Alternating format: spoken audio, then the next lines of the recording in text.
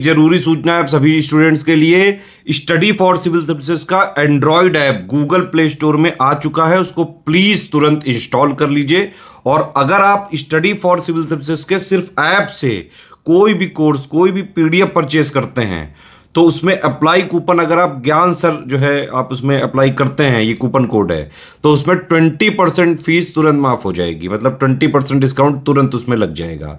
ज्ञान सर लिखना है, नॉर्मली ज्ञान सर, स्मॉल लेटर में है सब कुछ, कोई स्पेस नहीं, कोई कॉलम नहीं, सिर्फ ज्ञान सर, GYANSIR। इस तरह से अगर कूपन कोड लगाते हैं आप ऐप में बाई करने से पहले, जो अप्लाई कूपन वाले में आता है, तो 20% का डिस्काउंट तुरंत मिलेगा। वीडियो देखिए। नमस्कार दोस्तों, एक बार फिर से आपका स्वागत है CSET प्रिपरेशन के इस YouTube चैनल पर। दोस्तों, आज की इस वीडियो में हम लोग यूपी PCS प्री 2024 के लिए CSET के इस सीरीज़ में एक क्लास का डिस्कशन करेंगे, जिसमें कि 2022 में हुए यूपी PCS के पेपर में CSET के प्रश्नों का डिस्कशन करेंगे। यह क्लास यूपी PCS के अतिरिक्त अन्य सभी प्रकार के स्टेट PCS एग्जाम और वनडे एग्जाम के लिए अत्यंत महत्वपूर्ण है। तो चलिए दोस्तों, बढ़ते हैं आगे अपने क्लास की ओर। इससे पहले कुछ ज़रूरी सूचना, अगर आप टीम के पेड कोर्सेज से जुड़ना चाहते हैं, PCS या फिर RO एग्जाम के कंप्लीट प्रिपरेशन, तो आप इन दिए गए नंबर पे कॉल या व्हाट्सएप करके जानकारी प्राप्त कर सकते हैं। इसके अतिरिक्त ये ज्ञान सर का व्हाट्सएप नंबर है, आप यहाँ से व्हाट्सएप के माध्यम से जानकारी ले सकते हैं। और जिन दोस्तों ने अभी तक स्टडी फॉर सिविल सर्विसेज का एप्लीकेशन इंस्टॉल नहीं किया, वो प्ले स्टोर से ज़रूर इंस्टॉल करेंगे, क्योंकि एप्लीकेशन के माध्यम से अगर आप किसी भी कोर्स को परचेस करते हैं तो आपको प्रॉपर डिस्काउंट देखने के लिए मिलेगा। चलिए दोस्तों, अब बढ़ते हैं आगे प्रश्नों की ओर। देखिए, यहाँ पर पहला प्रश्न दिया है, इनमें से अरण्य शब्द का पर्यायवाची है। देखिए, अरण्य मतलब होता है जंगल। अगर जंगल के पर्यायवाची की बात करेंगे तो जंगल, विपिन, कानन, कांतार, ये सब पर्यायवाची। तो यहाँ पे कांतार शब्द दिया है, जो कि बिल्कुल सही उत्तर हो जाएगा, विकल्प ए। दूसरा प्रश्न दिया है, निम्नलिखित में से एक शब्द की वर्तनी में हलंत संबंधी अशुद्धि है, वह शब्द। देखिए, सम्राट बिल्कुल सही है, परिषद यहाँ पर ये भी सही है, और श्रीमान भी सही है। तो जो श्री युक्त लिखा हुआ है ये अशुद्ध है, यहाँ पे त पर हलंत नहीं होगा। अगला प्रश्न है, प्रश्न संख्या तीसरा, तत्सम तद्भव शब्दों का कौन सा युग्म असंगत है। असंगत मतलब सही नहीं। देखिए, चक्र चक्का बिल्कुल सही है, चैत्र चैत ये भी सही है, छत छत्र ये भी सही है। देखिए, यहाँ पे लिखा है पत्र और पर्ड। पर्ड का मतलब होता है पत्ता, न कि पत्र होता है। तो यहाँ पे अगर पत्ता दिया होता तो सही होता, जबकि पत्र है तो ये गलत हो जाएगा। विकल्प बी इसका उत्तर बन जाएगा। अगला प्रश्न है, निम्नलिखित में से कौन सा वर्ण तालव्य नहीं है। देखिए, स्पर्श व्यंजन की बात करेंगे तो यहाँ पे आपको तालव्य बताना। देखिए, क जो है ये तालव्य नहीं है ना। अगर देखेंगे जो क है तो क का उच्चारण स्थान कंठ होता है। क वर्ग में है कंठ, जैसे क ख ग घ अंग, इसका जो उच्चारण स्थान है कंठ है। च छ ज झ इ ये तालु या फिर तालव्य होता है। जो च वर्ग है ये तालु या फिर तालव्य होता है ना। इसके बाद जो अगला है ट वर्ग है, ये होता है मूर्धन्य। ये भी आपको याद रखना है ना, मूर्धन्य। सॉल्ट के माध्यम से हम लोगों ने कई बार ट्रिक पढ़ रखा है, KTM2, KTMDU। इसका मतलब क वर्ग जो है कंठ है, तो यहाँ पे च वर्ग है तालु, ट वर्ग मूर्धन्य होता है, अगला वर्ग हो जाएगा दंत, और फिर नेक्स्ट हो जाएगा ओष्ठ। तो आप आसानी से याद रख सकते हैं। नेक्स्ट, अगला क्वेश्चन दिया, निम्नलिखित में से तत्सम शब्द है। आपको बताना है कौन सा तत्सम है। तत्सम शब्द ऐसे शब्द होते हैं जो संस्कृत से सीधे हिंदी में आए हुए हैं। तो देखिए, हाथ जो है ये तद्भव है, इसका तत्सम होता है हस्त, जबकि दूध का होता है दुग्ध, और आम का होता है आम्र। जो यहाँ पे काष्ठ लिखा है ये तत्सम है, अगर ये काठ लिखा होता तो ये तद्भव होता। तो सही उत्तर हो जाएगा विकल्प सी। प्रश्न अगला दिया है, इनमें से किन्नर का संधि विच्छेद। देखिए, किन्नर का जो संधि विच्छेद है किम प्लस नर होता है, विकल्प डी सही हो जाएगा। अगर यहाँ पे पूछ लिया जाता कि कौन सी संधि है, तो ये व्यंजन संधि है, आप इसे याद रखिएगा, है ना। नेक्स्ट, अगले क्वेश्चन पर आते हैं दोस्तों। यहाँ पर दिया है, निम्नलिखित में से शुद्ध शब्द है। आपको बताना है कौन शुद्ध शब्द है। ये कई बार पेपर में आए, लब्ध प्रतिष्ठ लिखने का प्रयास किया गया यहाँ पे, तो विकल्प ए इसका सही उत्तर बन जाएगा। अगले प्रश्न पर आते हैं। प्रश्न संख्या यहाँ पर दिए 8, निम्नलिखित वाक्यों में से एक वाक्य शुद्ध है। आपको बताना है कौन सा शुद्ध है। देखिए, जो लोग बाहर जाना चाहते हैं वह जा सकते, तो वह नहीं वो होगा, इसके कारण गलत है।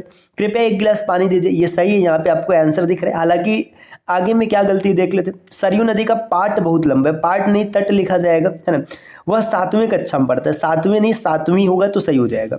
अगला प्रश्न है, निम्नलिखित शब्दों में प्रेरणार्थक क्रिया है। देखिए, प्रेरणार्थक क्रिया ऐसी क्रिया होती है जिसमें कर्ता खुद काम न करके किसी दूसरे से करवाते हैं।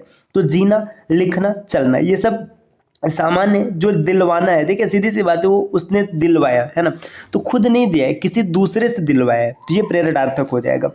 अगला प्रश्न यहाँ पर दिया है, निम्नलिखित में से आपको बताना है कौन सा मुहावरा मतलब सही हो जाएगा। देखिए, छाती लगाना, छाती लगाना का मतलब होता है आलिंगन करना, तो विकल्प देखिए क का मेल हो जाएगा डी के साथ, है ना। आगे दिया है देखिए छाती पर सांप लौटना, छाती पर सांप लौटना इसका अर्थ होता है ईर्ष्या के कारण जल उठना, है ना, या फिर व्यथित होना, तो ये ख का मिलान हो जाएगा स से। अब इन दो से अगर आप देखेंगे, देखिए क मिला है द के साथ और ख मिला है स के साथ, तो क द के साथ ख स के साथ यहीं पर है। बाकी उत्तर तो ठीक है, तो आप आसानी से देख पा रहे हैं। बाकी और देखो यहाँ पे क के साथ द नहीं है, क के साथ द नहीं, यहाँ पे क के साथ द है लेकिन ख के साथ अ है, तो इस प्रकार से भी आप उत्तर को प्राप्त कर सकते हैं।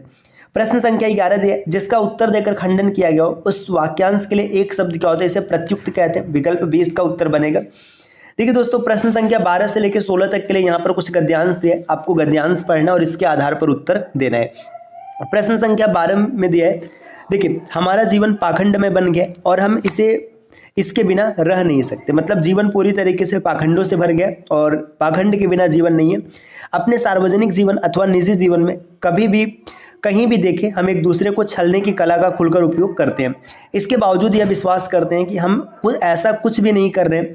इस प्रकार की भाषा का प्रयोग, है ना, करते हैं जिसकी उस अवसर पर कोई आवश्यकता नहीं होती है।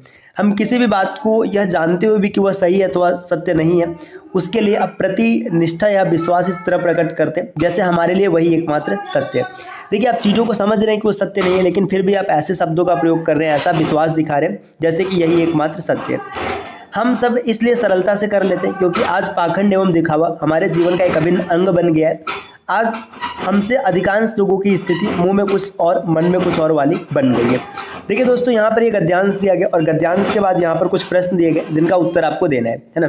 यहाँ पर दिया छलने की कला का हम किस प्रकार उपयोग करते हैं, तो गद्यांश में स्पष्ट लिखा था खुलकर करते हैं, तो विकल्प डी इसका उत्तर हो जाएगा।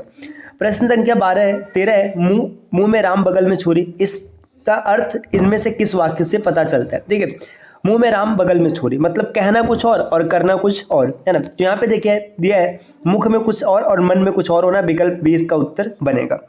अगले प्रश्न पर आते दोस्तों, प्रश्न संख्या 14 की ओर बढ़ेंगे। यहाँ पर दिया है हमने अपने जीवन का अभिन्न अंग किसे बना लिया, तो देखिए आपने गद्यांश देखा पाखंड और दिखावे की बात हो रही थी, तो इसी को बना रखा है ना। अगले प्रश्न पर आते हैं, प्रश्न संख्या 15 यहाँ पर दिया है, यह जानते हुए कि बात गलत है हम उसके प्रति निष्ठा क्यों प्रकट करते हैं, क्योंकि असत्य को सत्य में बदलना चाहते हैं, ये इसका सही उत्तर हो जाएगा। अगला प्रश्न है गद्यांश का उपयुक्त शीर्षक हो सकता है, तो पाखंड आधुनिक जीवन का सत्य, यहाँ से आपको उत्तर मिल जाएगा। प्रश्न संख्या 17 पर आते हैं, निम्नलिखित में से अविकारी शब्द नहीं, आपको बताना है कौन अविकारी शब्द नहीं। तो देखिए शब्दों को 8 जो मतलब शब्द भेद होते हैं 8, इसमें से 4 विकारी होते हैं और 4 अविकारी होते हैं। विकारी में आता है संज्ञा, सर्वनाम, क्रिया और विशेषण, ये 4 होते हैं विकारी। देखिए याद रखिएगा संज्ञा, है ना, सर्वनाम, क्रिया और विशेषण, ये 4 विकारी होते हैं। और इसके बाद जो नीचे के 4 बचे, देखिए इसके बाद क्रिया विशेषण, है ना, और जितने अव्यय हैं सब क्या होते हैं अविकारी होते हैं। तो यहाँ पे पूछे अविकारी नहीं है, तो सर्वनाम अविकारी नहीं क्योंकि ये विकारी है ना। पश्चिमी हिंदी का विकास किस अपभ्रंश से हुआ, तो पश्चिमी हिंदी का विकास सौर सैनी अपभ्रंश से हुआ, विकल्प बी सही उत्तर हो जाएगा। आदर्शिका का तत्सम तद्भव शब्द है, आदर्शिका का तद्भव होता है आरसी, है ना। अगले प्रश्न पर आते हैं, प्रश्न संख्या 20 दिया, अनेकार्थी शब्द में पतंग का अर्थ नहीं, देखिए पतंग का अर्थ चंग भी होता है, पक्षी भी होता है, नाव भी होता है, तो बादल नहीं होगा। इसके बाद अगले प्रश्न पर आते हैं दोस्तों, यहाँ से इंग्लिश के प्रश्नों की शुरुआत हो रही है, तो इंग्लिश हम लोग अगली क्लास में डिस्कस करेंगे, है ना। ये हिंदी के 20 प्रश्न रहे जो 2022 के सी सेट में आए हुए थे, है ना। क्लास कैसी लगी कमेंट करके जरूर बताइएगा, और इस प्रकार की क्लास आपको निरंतर मिल सकती है, बस इसके लिए आपको चैनल को सब्सक्राइब करना है। और अगर आप पीसीएस की कंप्लीट प्रिपरेशन करना चाहते हैं दोस्तों, तो आप स्टडी फॉर सिविल सर्विसेज के पेड कोर्सेज को ज्वाइन कर सकते हैं, जिसके लिए आप इनमें से दिए गए किसी भी नंबर पे कॉल या व्हाट्सएप करके जानकारी प्राप्त कर सकते हैं। ये ज्ञान सर का व्हाट्सएप नंबर है, आप यहाँ से व्हाट्सएप के माध्यम से जानकारी ले सकते हैं। और जिन दोस्तों ने अभी तक स्टडी फॉर सिविल सर्विसेज का एप्लीकेशन इंस्टॉल नहीं किया, आप प्ले स्टोर से जरूर कीजिएगा, क्योंकि एप्लीकेशन के माध्यम से अगर आप किसी भी कोर्स को परचेस करते हैं और वहाँ पे कूपन कोड अप्लाई करते हैं ज्ञान सर, आपको सिंपली ऐसे कूपन कोड वाले सेक्शन में लिख देना है ज्ञान सर, इसके बाद आपको 20% का डिस्काउंट मिल जाएगा। ये ऑफर लिमिटेड टाइम के लिए, तो जल्द से जल्द आप ऑफर का लाभ लीजिए। मिलते हैं आपसे अगली क्लास में कुछ नए प्रश्नों के साथ, कुछ नए इन्फॉर्मेशन के साथ, तब तक के लिए नमस्कार।